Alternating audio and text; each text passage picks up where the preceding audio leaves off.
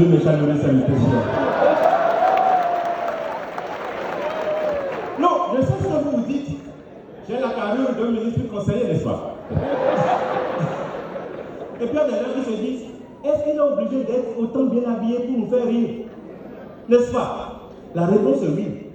Parce qu'au Bénin, je vous connais. Au Bénin, quand tu es beau, tu t'habilles bien, on veut te complimenter, on s'intéresse à ta personne. Tu entends, tu es beau, hein? Tu es mignon, tu es choco. Mais quand tu n'es pas beau comme moi, et tu t'habilles bien, tu entends, avant de dire vous savez, en tant qu'artiste, quand on m'invite généralement, il y a deux phrases que j'entends. J'entends souvent, on va te payer et tu vas faire rire les gens. Et j'entends aussi, tu vas faire rire les gens et on va te payer. Les deux phrases-là ne veulent pas dire la même chose.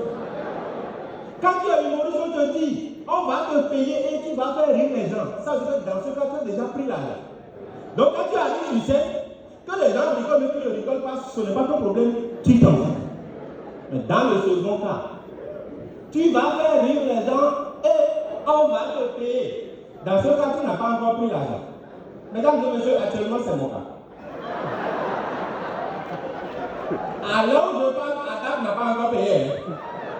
Avec une dose de menace, si les gens ne rigolent pas, on ne te paye pas par tout. Donc, s'il vous plaît, aidez un frère béninois à prendre son cachet.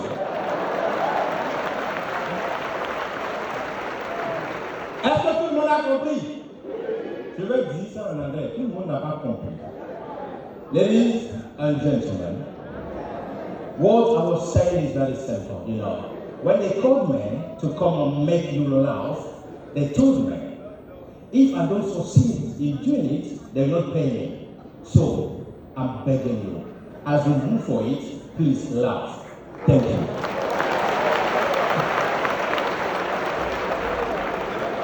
Vous savez ce qui est drôle? Il y a des gens dans la salle, tous qui ont compris, c'est thank you. Mais ce n'est pas votre faute. L'anglais n'est pas facile. Je sais que l'anglais n'est pas facile. Moi-même, je me souviens de mon premier contact avec l'anglais. J'étais à Gambie. Et mon prof d'anglais, c'était un Ghanéen. Toi, tu es Ghanéen. Tu arrives à Gambie. Devant des enfants qui ne savaient même pas que l'anglais existait. Mais basiquement, premier jour de classe, ils débarquent. Good morning, everybody. My name is Mr. Johnson, and I'm from Ghana, Accra, Ghana. And this year, we will study English for 9 months. Do you know why? Do you know why? Do you know why? It is because English is the most important language of the world. It's the language we speak in the United States of America. Class, repeat America. No, it's come. Repeat America. Good. English is also the language we speak in Great Britain. Great Britain. Class, repeat Britain. No, it's 10. Britain. English is also the language we speak in Canada. Canada. Class, repeat Canada. No, it's Canada. English is the language we speak everywhere you go. Ce qui m'a énervé, c'est qu'à la fin, il a eu l'outrecuidance de vous demander, do you understand? Moi, j'ai levé le doigt. Il dit, yes, you do. Clap. Il n'en clap. J'ai dit, I'm a baby, ici, je vais un béton. Non, ma béton, je vais un béton. Et c'est là où il dit, I want to understand. Nous aussi, on n'a pas ensemble. Reprends. Mais vous savez, c'est avec le temps, j'ai compris qu'à l'époque, il était là avec le corps, mais l'esprit avait voyagé. C'est comme les gens qui boivent de l'alcool. J'étais allé à une fête avec mon manager. Vous savez, dans le principe de consommation de l'alcool, il y a un point. Quand tu prends quelqu'un pour aller quelque part, cette personne ne sait pas conduire, si toi qui sais conduire, il y a un niveau d'alcool, il ne faut pas atteindre ça. Mon manager ne sait pas. Boisson qui est gratuite, on lui donne billet, il prend. Whisky, il prend. Tchoukoutou, il prend. Vin, il prend. Chakalo, il prend. Vous savez, à un moment, cette combinaison fait une dichotomie de fonction entre le corps, l'âme et l'esprit. Ça veut dire les trois sont présents, mais il n'y a plus de communion. Et là, tu te rends compte que la personne réagit. Je lui ai posé la question fatidique. Managa, tu es sûr qu'on va rentrer? Il m'a dit, Guillaume, j'ai donné mort. Mais vous savez, les gens qui boivent l'alcool, ils ont un secret. Quand ils finissent de boire, ils rentrent toujours. Je ne sais pas comment ils font. C'est à la maison qu'ils tombent. Donc, en retour, mon manager prend le volant. Je vous jure, vitesse, accélération, nickel. À un moment donné, moi-même qui avais peur, ma peur s'est dissipée. Mais on est arrivé sur le terrain de Cotonou. C'est là que j'ai compris que ce n'est pas lui qui conduisait, c'est l'esprit saint qui conduisait. Sa femme a appelé, elle a dit, il a dit, bon, il dit comment? Dès qu'il a fini, il prend le pied sur la serpente, il dit, je lui tape l'épaule, Managa. Après, il met le pied sur le frein, il se retourne vers moi et il me parle. Parce qu'au compte de son affaire, on est tué. On peut le faire ensemble, s'il vous plaît, monsieur. Alors, je ne me suis pas présenté à vous, mesdames et messieurs. Je vais faire cette brève introduction pour toutes les personnes qui viennent de me découvrir. Je m'appelle Pascal Atoupa, l'état civil, je viens de Ganvier, connu sous le pseudonyme de Pacheco, le sobriquet, je vais dire. Je suis humoriste, je fais du stand-up et je fais également du contenu pour le web. Vous savez, moi, ma particularité, c'est à chaque création, trouver des mots, des expressions pour aider ma communauté à améliorer son niveau de langue. Et les gens m'appellent monsieur gros français. Mais ce n'est pas moi qui ai commencé. Il y a des codes de métier, je ne sais pas pourquoi ils font ça, les juristes. Ils utilisent un jargon pour que personne ne comprenne ce qu'ils disent. Ils ont oublié que le but d'une communication, c'est d'arriver à se comprendre. Nous, les personnes normales, quand on rend service à quelqu'un sans attendre une contrepartie, on dit que c'est un service gratuit. Demande aux juristes, ils vont te dire que c'est du pro bono. Quand nous, tu vas prendre quelque chose à l'insu du propriétaire, on qualifie ça de vol, V-O-L. Même les petits enfants comprennent. Les juristes, c'est toute une phrase. Soustraction frauduleuse d'un bien appartenant à... Ils sont toujours là, c'est des vermines. Nous, quand on écrit un livre, on ne veut pas qu'il soit photocopié. On met juste derrière LB. Toute photocopie est interdite. Cette petite phrase, dans la main des juristes, toute représentation ou toute reproduction partielle ou intégrale de cet ouvrage, sans le consentement de son auteur, de ses ayants droit ou de ses ayants cause est illicite. Par conséquent, toute représentation ou toute reproduction sous quelque procédé que ce soit est sanctionnée par les articles 1901 alinéa 1, 1902 alinéa 2 de la loi sur la propriété intellectuelle. Vous savez ce qui est drôle? En fait de compte, on photocopie le livre. Les étudiants de l'IAC n'aiment pas voir le photocopier par c'est ça, on photocopie. Et vous savez, je ne sais pas, mais depuis qu'un grand s'est levé, il a dit le Dahomey, le quartier, la fête de l'Afrique. Le problème a commencé. Toutes les fois qu'on a cette possibilité de prouver à quel point on a su le maniement de la langue de Molière, on n'hésite pas. Récemment, je suivais une émission dédiée à la science. Ils ont invité un Américain, un Français et un Béninois. Et la première question du journaliste fut: Monsieur, s'il vous plaît, présentez-vous. J'ouvre une parenthèse, cher Béninois. Quand on dit présentez-vous, c'est votre nom, votre profession. Ça va. Si on vous demande plus, donnez votre CV. L'Américain. My name is Tom Washington. I'm a scientist, I'm from America. Thank you. Le Français. Je m'appelle Michel Poisson de la cuillère. Je suis scientifique français. Le Béninois, il a fait un doctorat à l'UAC. Là, vous relatez la scène. Vous êtes le journaliste, je suis le Béninois. Si je vous prends la main, dites-moi seulement présentez-vous.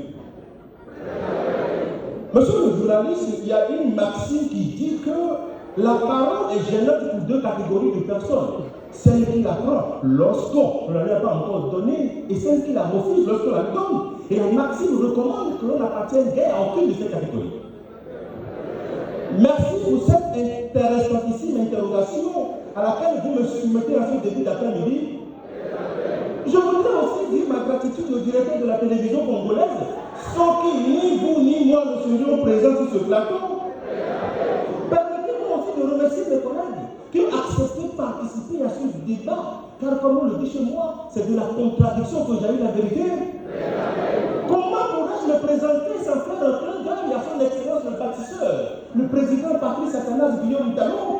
les efforts qu'ils cessent d'accomplir pour le développement du Bénin. Les gars, ils font la nuit et ils ont parti. Et puis, on entend souvent, c'est les pauvres qui réagissent comme ça. Je n'ai jamais vu un riche qui parle beaucoup. Exemple simple, les pauvres aujourd'hui, regardez la tendance. Les riches, quand ils veulent créer une entreprise, c'est les lettres de l'alphabet. Ils ne se gênent pas. Chez DIZ, A+, il a fini. Tu sais qu'il n'a pas passé des nuits blanches à y réfléchir. Le pauvre, quand il veut donner une nom à son entreprise, tu sens qu'il est en palabre avec Jésus. Et c'est là que notre établissement Jésus prend pitié. Quand le riche appelle sa femme, c'est faux, c'est faux. Allô bébé. Oh, je t'adore, tu me manques. Tu veux rapprocher? Non, c'est corporate. Le pauvre, quand il appelle sa femme, la discussion dure exactement 3 secondes. Tout ce que tu attends à l'autre bout du fil. Bébé, WhatsApp, très seul audio, WhatsApp, connecte-toi au jeu. Ce qui est drôle, c'est que ça impacte les enfants.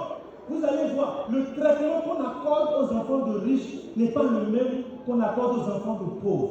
Mesdames et messieurs, cherchons l'argent.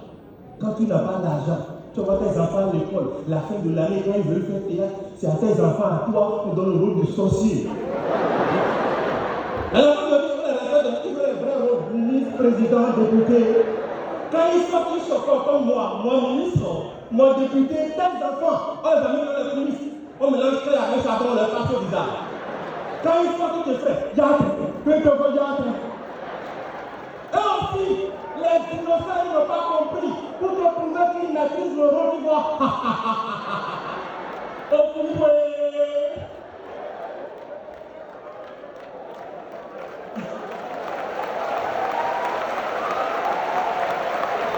Mesdames et messieurs, je voudrais, avant de me quitter du soir, remercier du fond du cœur le gouvernement du président Patrice Talon pour tous les efforts qu'il ne cesse d'accomplir pour mettre davantage la culture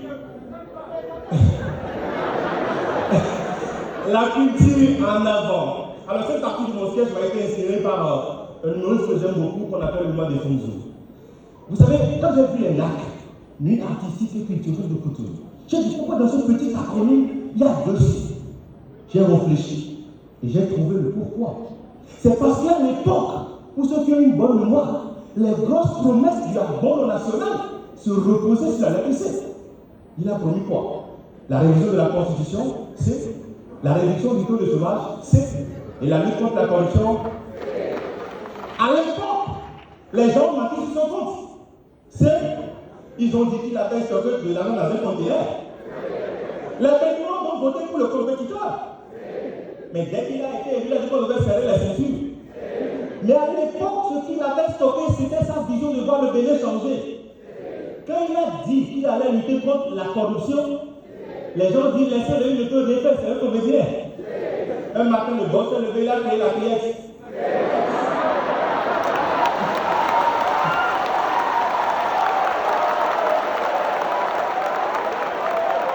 Le boss s'est levé, il a créé la pièce.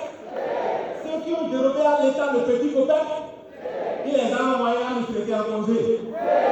Ceux qui ont confondu les espaces publics à l'étage, il les a cassés. Le monsieur n'a pas le temps, il veut construire.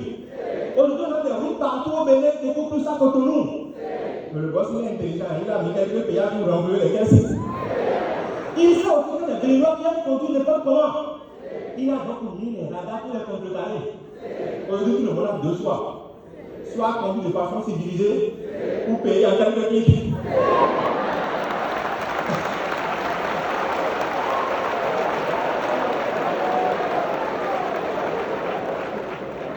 Le boss n'est pas convoyeur, mais il a ramené au pays les trésors royaux pillés à nos pères pendant la colonisation. Il n'est pas maçon, il n'est pas constructeur, mais il a mis tout le pays en chantier. Mais il y a quand même des gens qui sont dans la critique. Ils disent que ce n'est pas la route qu'on va manger, qu'ils ne sont pas contents. Le boss a dit que vous n'allez pas manger la route va vous faire manger et faire de la conversation. Tout n'est pas rose, c'est certain. On ne peut pas tout avoir, c'est connu. Sinon, Alain Kenneth allait récupérer sa go claire.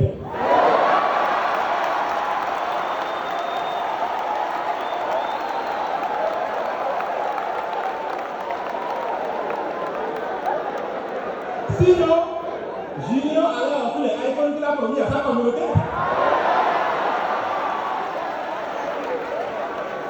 Sinon, je ne dirais pas non à un poste de ministre conseiller. Pour ma part, je pense que le Bénin est un grand bateau qui a besoin de président Patrice Talon comme capitaine. Alors, monsieur le Président, je vous invite à continuer à cultiver la constance, la compétence, le charisme, le courage. Parce que nous avons besoin de vous pour construire une chose commune qui est ce Bénin qui nous est cher. Merci de m'avoir écouté.